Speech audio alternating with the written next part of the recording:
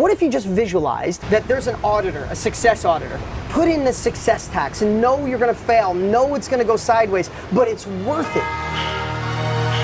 No matter what you're doing, even if you hate it, realize it's temporary and be amazing at it. Don't think I'm just gonna schlub through this job and then my magic will come. You'll be screwed. You'll stay there because how you do one thing is how you do everything. The most costly advice in the world is bad advice. It's your broke friend telling you how to make money. It's your single friend telling you how to fix your relationship. Stop listening to all the crap. Stare at your destination like an obsession. Oh my gosh.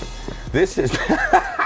Hard work had nothing to do with success. Hard work combined with the right skills get you momentum. Welcome to the Dean Graziosi Show.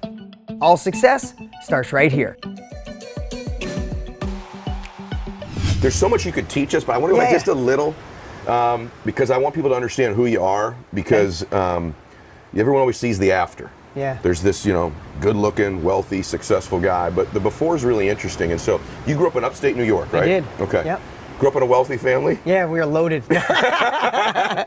So tell me a little bit, the Reader's Digest, but a little bit about your upbringing. Yeah, so the one thing I want to say is you don't have to have a really horrible childhood to be successful. Like sometimes I share it and I'm like, wow, I don't want people to think like, oh, the rags to riches story. Mm-hmm. But I think it's an inspiration because if you didn't start that low, at least you're starting on second base. Yeah. Right? So you don't have to have the tragic story to get there. But I guess the simplest way is I just knew at a young age. And I want to get back to later that having this broad audience and having the opportunity to affect 15-year-old kids all the way to 80-year-olds now with social media in a way that we never had. Because I remember, and this is a part I'll start with, I can remember being 15 years old and feeling different than everybody in my family. Mm-hmm. Like, no one made money. My dad, I at a really early age, I equated that hard work had nothing to do with success. My dad worked his ass off and he was broker than shit. What did Dad do? Cars. Collision shop. And he worked hard, got up early, paint under his nails, sick some days from painting and fumes. So I realized at a really young age that working hard had nothing to do with being successful. And then I recognized people in my town that were wealthy. That's why I went into real estate. There was a couple guys, one's Joey Noto and Dominic Affuso. It was two Italian guys in my town. I grew up in a town in upstate New York. Everybody was Italian. I grew up, I thought everybody was Italian. Everybody in the world was, right? Yeah, so, but I watched those guys and they just were a little different than everybody else. They seemed happier, they had more freedom, they were jovial, and I watched my dad work so hard. So I think something's triggered at a really young age, but I remember feeling alone in my thoughts. I had an uncle that was kind of somewhat successful, lived in Connecticut, and he's like, if you don't go to college, if you're not getting good grades, Dean, then I think you should start thinking that you'll probably be a mechanic like your dad, and you should get good at that craft. Whoa. It's like, and I remember thinking like deflated. So I think being on social media, I'm getting so many, because like you said, I just started putting attention on social media the last 8 months. I'm getting so many kids with that same feeling, but now they have an outlet. Yeah. But just real quick, my story, I wanted to tell you the feeling. So I could say I was broke, I lived in a trailer park, all that stuff was true. I had dyslexia, I didn't go past high school, I barely got out of high school, and I knew I wasn't going to college. But I realized at a young age that, and somewhat being naive, right, before the world told you no so many times, that I wanted to break out of watching my parents struggle, watching all my family struggle. Again, it doesn't matter where you are, if your surroundings feel complacent, if they feel okay, if they feel good and you want amazing, you got to break through. And I was just lucky enough to just stay persistent. I wasn't afraid to fail. I didn't doubt myself, even though I didn't have the education, the money. But you started to go down the road, didn't you? You ended up in the collision shop with your dad, right? Like it ended up being you and your dad's shop. Yeah. And there was, because a lot of the young people listen to this, or middle-aged people, they're coming out of a setback or a letdown, and sometimes even those setbacks and letdowns are from people that love them or that they love. Absolutely. Right? So go to there if you don't mind just for a second. I'd love to. You're in the collision shop, you end up becoming an entrepreneur. Yeah. Right? Like, let me ask you, actually, I want to go back, because I heard you say this before. You say hard work has nothing to do. Do you think that a guy like you, because I understand what you mean when you say it, which is that these entrepreneurs are smarter. They find ways to get ROI, which I'm going to talk about in a minute. But I also know about your work ethic. Oh, no, the point I left out is hard work had nothing to do with success. Hard work combined with the right skills gets you momentum. And like the way I think about it, and I didn't finish it, thank you for looping back around, is what I see most people do is when you're on, like you're on a treadmill on number 5, and you're like, screw this, I want more out of life. So you just put the treadmill to 8. So you're running twice as fast, you're exhausted, you're sweating, but you still haven't moved an inch. And that's where what I love what you do, and I love being in the business I am. I never knew I'd be in this business, is because we get to show capability so you can grab onto what other people have experienced and just rob their strategies so you can be working smarter. So let me back up. So I decided not to go to college, work with my dad in his collision shop. And within a couple of years, not even a year, he made me a 25% partner in his collision shop because I was bringing in business and I was hustling. And him and I banged heads because he was brute force. Like, he could make shit happen through brute force. And I saw a better way to market and create systems. And I don't know why. I'd love to say I'm brilliant. I don't have a high IQ. I just saw it wasn't working for him. So it's like you hit your hand with a hammer and it hurts. Stop hitting your hand with the hammer, and it'll stop hurting. Isn't it amazing how many people don't? They just keep doing it. Or go faster, hit it quicker. Maybe it won't hurt as much, right? Great point. Great point. So I just saw that. So then, so I'll tell you the first time in my life I felt like shit. Maybe my uncle was right. Maybe society is right. It was a young age. So like 2 years out of high school, I'm a partner in my dad. He named it Paul and Dean Auto Body. So he put my name on the sign. I'm like, at least I got something. All my buddies went off to college. At least I got this. So my dad goes through his 3rd divorce, and it really hit him hard. My dad was the youngest at 12, was physically and emotionally abused. So he's fought a lot of stuff. So he goes through his 3rd divorce, and he freaks out. And he goes so low that he checks himself in someplace to try to get his head straight, and they wouldn't let him out. So I go see him, and he said, Dean, and I haven't shared this much, but he said, Dean, go get a job someplace. There was only one factory in our little town. He said, go get a job there, you're screwed. I screwed you. He said, I'm not paying my mortgage on my house. I'm not paying the collision shop. They can all go screw themselves. Like he was in that, he was in a different space, a little bipolar, so he was in that paranoid space. Plus, this is your father and your business partner.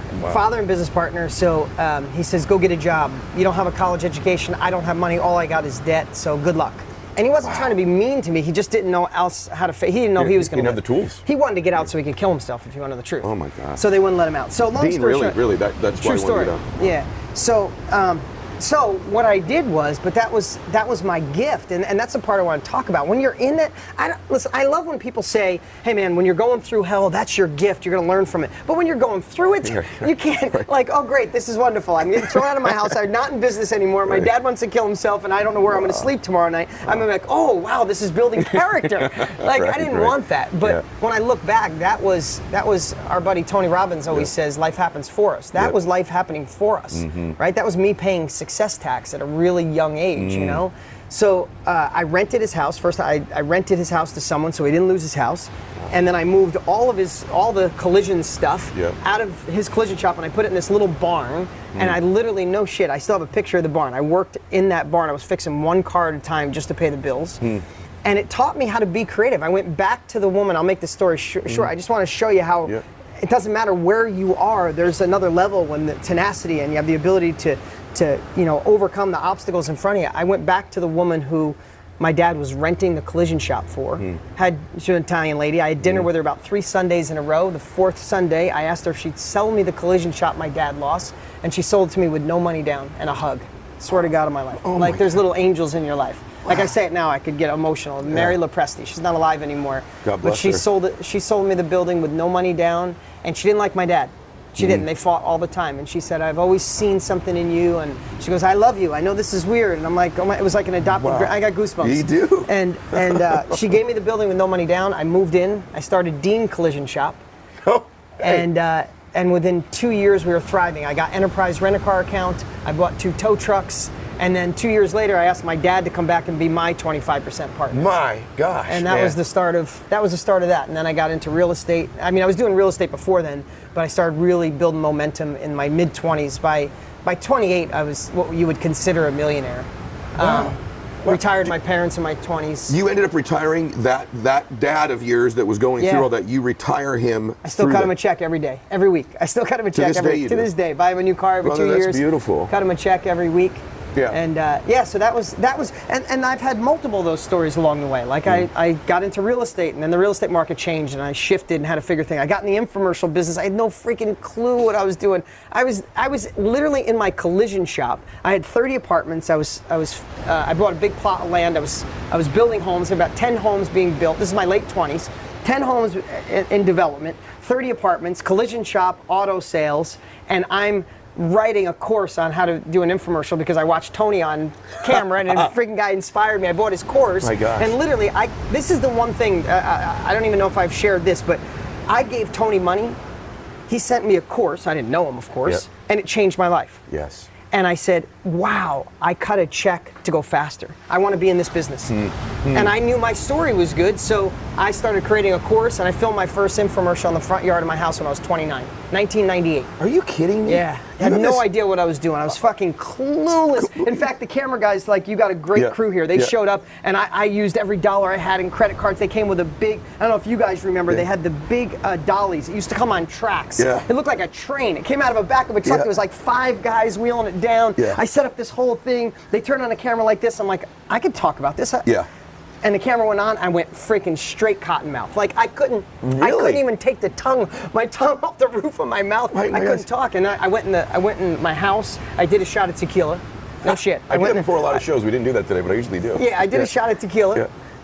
And then I did a second shot of tequila. I went out and felt buzzed with cotton mouth. I could not do it. But I literally couldn't get through it. So they came back the next day, and I shot my first show, and I started running my infomercial business out of my collision shop. No shit. Golly, man, that's insane. Yeah. So I want to pick apart a couple things here. Okay. No, please, this is so awesome. So I want to go through a couple things. Like one thing that he hasn't told you about the infomercial thing, because I was reading on you, because he's a real shucks it dude. You can see it, like shucks. But like, this is a thoroughbred freaking freaky stud right here, right? And that's one of the things I'm going to ask you in a minute. But so you heard all the things he was doing. But like, I started this podcast because somebody told me that I should. Right. I literally Googled Tim Ferriss had a kit online you could buy. That's right? awesome. And I'm like, that's the idea. And it's on YouTube. I buy the kit on Amazon. I got the microphones, and I just talked into it for my first podcast like about 19 months ago, right? But this is where we're similar. And then I'm done, and I go, so how do I get it out of that machine onto the computer? And then how's it get from the computer like into the world? I had no idea. Dude, I get it. So like, everyone thinks you have to have every single step figured out. Yeah, that's a great lesson. And you on your infomercial, there's kind of something similar. Like, didn't you shoot it and had no idea what to do with it after you shot it? It's so great. I'm glad you did your research, because you're reminding me stuff I haven't talked about in years. Yeah. So I finally get through. I film this infomercial. It's done. And literally, I'm just going to, everybody says you have to figure it out. I love what you just said. I literally hired an editor that had another job that could do it at night. It's the only one I could afford. So I'm at his apartment, and we're editing this at night, and I have Tony Robbins' infomercial here, and I'd play 3 minutes and go, oh, let's edit this part to look like that. And that's how I edited my first show. So now I get totally done, and I'm like, so now what do I do with it? I swear to God, I'm like, how do I get it out of the machine, and how do people see it? I was literally going through the yellow pages, trying to find, like, calling stations, and like, no, there's media buyers who buy on a big scale, and all this. I just started digging, and I found, I don't know if you remember Don Lapre. Of course. So Don Lapre. Little tiny ads. Don Lapre had gone out of business. Okay. That's why I live in Phoenix. He went out of business, and he laid off 300 people. Okay. So I just, through calling, I found his media buyer. It was Sandy Daly. Come on, man. I jumped on a plane. I flew down. She just lost her job. She was working for Don. She had nothing to do. I said, hey, I got an infomercial that I think is going to convert. I have no idea what to do. And that was my gateway. She got me the media. She hooked me up with customer, like, because all these people, that's why I moved to Phoenix. Oh my gosh. Hired 20 ex-Don people that were in that space. You are kidding. Now, he handled things his way, mine, but they still knew that space. And then for 2 years straight, I commuted in New York. I'd had my car business, collision business, flipping houses and apartments. I'd take those profits, jump on a plane every other week, and fly back to Phoenix and blow all those profits trying to get my infomercial business going. Crazy, man. There was a time where I was burning, now it doesn't seem like a lot, but I was burning 10 grand a week. It's a ton of, And I was flipping houses like a madman to cover the losses, and everybody's like, this is when, everybody, my sister drove up from Virginia to sit me down and say, you went too far. Right. Yeah, right. It was like, stop the crack. It's time to stop the drugs. All you entrepreneurs will probably have that intervention with somebody. Absolutely. Just see it coming before it gets there. Yeah. Right. And she told me, she's like, she basically told me with love that you reached your plateau. It's amazing you got to make the money you made, but now you stepped into something that's too big for you. It's way too big. Isn't it interesting that people project their own limitations onto you once they see you? And by the way, a lot of the times it comes from love. They love you. Came from love. They don't want to see she wanted to protect me. They wanted to protect you. I think everyone should take a lesson here in that, you know, one of the top podcasts in the world arguably right now started with a guy not that long ago, me, who did not know how to get it out of the machine onto the computer, out of the computer into the world. That's a great lesson. And then you're talking about a man who's hundreds of millions of dollars in sales through an infomercial. He had no idea how to shoot, edit, cottonmouth it, tequila it. Once he got it, didn't know how to get it anywhere. It's unbelievable, right? Let me ask you a couple things about you, though. Like, I have watched you. I bet you've not been asked this before. Okay. And I think this goes all the way back to the lady who sold you the collision shop with nothing down. I think people have different ways of being persuasive. Yep. And I have found myself over the years of watching you on television and then meeting you, you have what I would consider to be a high likability factor. And I find myself, even when I would watch you and I didn't know you, and I don't know if you're aware of this or not, or if you've been told this before, or you're conscious of it. Because I think some great salespeople have this. I kind of root for you. I find myself like rooting for you, even though you're already so successful. Are you conscious do you think it's just your spirit when you communicate with people, or are you conscious of projecting a certain version of you when you talk to people? No, I don't think I'm conscious of it. Okay. I'm not. But what I have learned through the years, we all got in business for different reasons. Yeah. I wanted to be successful because I hated not being in control of my life as a kid. Mm-hmm. My parents were married 9 times between the two of them. I moved 20 times. 9 times. 9 times. So never stability. You know, get a new house, you got to leave. Go here, leave. Move in with grandma. So I think I hated the insecurity of my childhood, but it was my driving force. So thank you, God, the universe, whatever you believe in. Thank you for that, because it pushed me to go. Hey, I don't know about you. You and I hit it off in the first 3 minutes we were talking, but I'm not a control freak, but I don't want anybody to ever tell me how to live, me too. how to dress, what to wear. If I want to wear orange sneakers today, I want to wear orange sneakers. I live where I want. I raise my kids the way I want. I don't get into peer pressure. I don't hang out with the Joneses or try to impress the Joneses. I just want to live my life. But I know that happened at a really young age. So backing up with your question is, that drove me. So sometimes you need pain to drive you, and then you start being successful, then you can go to aspirational. Now I want to be a better dad, be a better man, be a better human. But if you need pain to drive you, let it drive you. Great point. Totally agree. So that's the first part. Let the pain, and the thing is, don't ignore the pain. Let it seep into where it really disturbs you. Action comes from being disturbed. You don't move until you're uncomfortable. You don't put the air conditioner on until you're hot. You don't go to the next level until you feel the pain. So feel it. So anyway, I felt that, and when I first started, all I wanted to do was get out of that. I wanted to sell a lot of cars, fix a lot of houses, and when I got in the infomercial business, I wanted to help people, but I really wanted to create a business that made me money. I mean, I'd love to say I'm Mother Teresa, I'm not.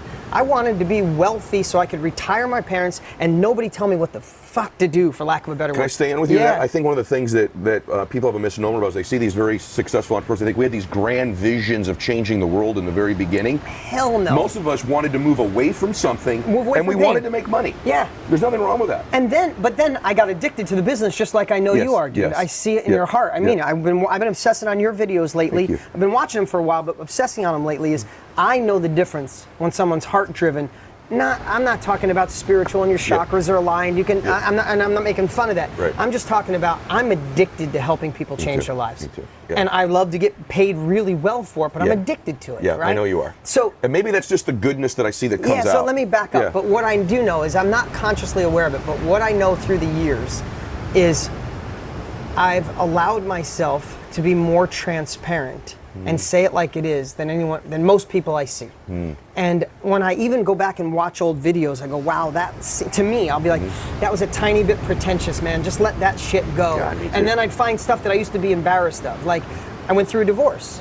I mean, it was like embarrassing for me at one point that like I'm the success guy, but it was never right in the beginning. And now we're dear friends, and our kids are amazing and they're thriving. But instead of me hiding from that, man, the more I leaned into why it happened, it can help other people, and the more it healed me. So I think what you're probably feeling, which I appreciate you saying that, and no one's ever said that ever, but is I'm trying to be the most authentic version of myself that exists. Yeah. Like, I don't ever want somebody, and you know this too, how many times, because you've had amazing guests, dude. The lineup you've had is incredible, but every once in a while, it's not so good to meet your heroes. And I don't mean like you meet exactly them, and not that they're your hero and you idolize them, but you're like, man, that guy's a badass, or that woman, she's incredible. And then you're in the kitchen with them for 10 minutes, you're like, wow. Like, I don't ever want that. I want someone to say, I saw Dean on video, and then I met him, and then I saw him in a tight situation, and I saw him with his kids, all the same guy. And I think that's where life, like I just want to be the same guy in all areas, and I think even though I'm working on myself, it comes through on video and my sales go up. I think you're right. I think you're like, having met you, it's your congruency. You are who you appear to be and more. And I think that just moves people. I just think people feel energy. You can't transfer to somebody that which you aren't experiencing. Your energy level's bananas, obviously. Let me ask you a couple entrepreneur questions. We'll jump back into the story a little bit. By the way, one of the things that I do want to have everybody know is that he's written 5 books, but Millionaire Success Habits is a great book. And like, when I was reading it, my highlighter was on fire, right? And we're going to talk about some of those habits in the book, but I don't like just plugging things at the end. Millionaire Success Habits is a book he's written. You will get tremendous value out of it. Get it. And we'll talk about that towards the end too. But I want to make sure you all know that, because we won't be able to cover 95% of what's in that book, and I want you to have it because he wrote that to help you, based, just to be consistent with what he just told you. I want to ask you an entrepreneur question though. Earlier, you described collision shop, real estate, infomercial. You had these different things going on. Would you recommend that to an entrepreneur who's listening to this now, or do you believe they should be immersed in one area? Would you, or do you think it doesn't matter? No, I think we live in a shallow world. I think shallow meaning we're, especially a new generation who grew up going through a stream, right? So what used to be hours went to minutes, and now it's seconds, right? If something doesn't catch you in a second, and I feel like a lot of people want that next level, which is great, everybody should, but we dabble in each one and we don't see enough spark, excitement, or light, so we back out and go to the next one. It's like they're looking for the magic money machine, and they're in one car and they're like, this car might work, oh, that car looks good, and then we jump out in the next one, and we jump out in the next one. So I would say, even though, I'm 50 this year, so I've had like different lives, I went deep on all of them. My collision shop was the best in town, that's why I landed Enterprise and Hertz rental car. And so I'm going to give you mind if I give 3 lessons? Give it, please. Maybe 2 or 3. I just said 3, but it's 2 or 3 I'm thinking in my head. One is, no matter what you're doing, even if you hate it, realize it's temporary and be amazing at it. I sat down with John Paul DiGiorio, who started Tequila, Patron and Sassoon, and he said he hated. His name's come to me a couple times this week. Go ahead. He said he hated when he had a janitorial job when he was a kid. But he said, man, it was my job. I cleaned the boss came to him and said, man, I lifted up the desk. You cleaned under the desk. He's like, the guy thought I loved the job. I hated it. I just did it the best. And I realized one of my first real estate deal did over $1 million. True story. I was fixing a guy's car, and I'm in the collision shop. I'm going to be completely transparent. I hated the collision shop. I ended up being the only painter because I got good at it. So every night when everybody left, I'd paint for 3 hours. The ventilation wasn't good. I'd have headaches.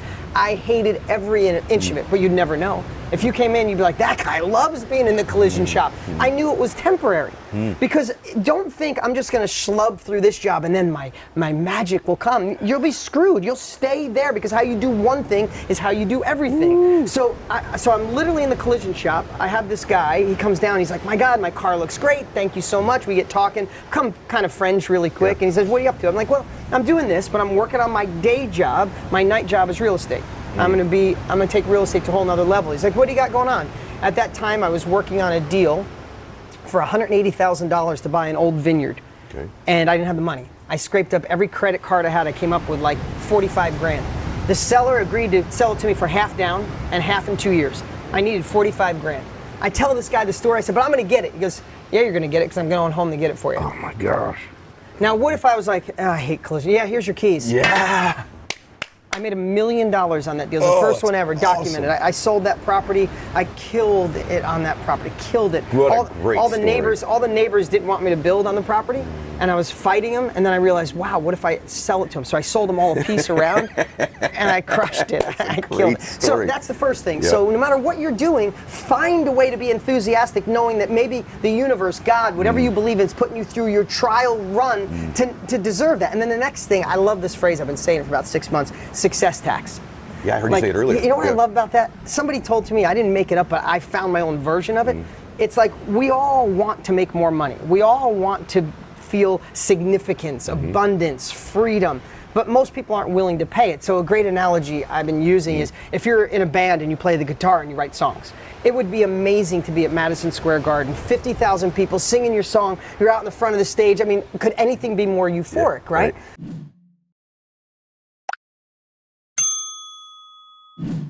But everybody would want that. But who's willing to play the guitar when no one's watching till your hands hurt? Who's willing to pack up an old shitty van that barely runs and drive to dive bar after dive bar playing where people are booing you? Most people aren't willing to put in the success tax to pay. And I said, what if you just visualized, whether you believe in God, whatever you believe in, that there's an auditor, a success auditor. And you go, okay, Ed started with shit, lives in a ghetto. Okay, but he's still positive every day. Wow, he's still respectful. Wow, he tried that first business and his first partner screwed him over, took all the money and left. Wow, he still got up the next day, still inspiring other people, still not a jerk. Check. What if you got to check off 10 boxes before you get to the other side? Because once you get to the other side, it opens up like Ed's amazing backyard. There's not many people playing at that level. Like everybody thinks it's so competitive up here. It's not, because you guys are all fighting over crumbs, and I don't mean that disrespectfully, but all I'm saying is when you said, like, put in the success tax and know you're going to fail, know it's going to go sideways, but it's worth it. And those two things combined, love what you do and put in the success tax, and then all of a sudden, because I've been framing it more than ever, the success tax, when shit goes sideways, I'm like, man, I just checked another box. I just checked another box, and all of a sudden I found a way to be enthusiastic. Bro, that is a couple of my favorite things I've ever heard, honestly. I hope you enjoyed seeing behind the curtain of one of our Inner Circle trainings, where each month we teach next level mindset, marketing, and momentum, the 3 M's that I believe are the difference between wanting more and actually achieving more. If you'd like to be a part of our Inner Circle, we created a really special opportunity in these unprecedented times. Well, they're unprecedented times, so we created an unprecedented opportunity. And right now, you can go to deansnextlevel.com. That's deansnextlevel.com. Watch a quick video and see how you could be part of the Inner Circle for less than about a movie and dinner a month and gain those next level capabilities to thrive in these uncertain times. What's up? What's up? Hey, before you go, you need to watch these next few videos. They're absolute game changers. Hurry up and click right over here and watch them, and I'll see you there.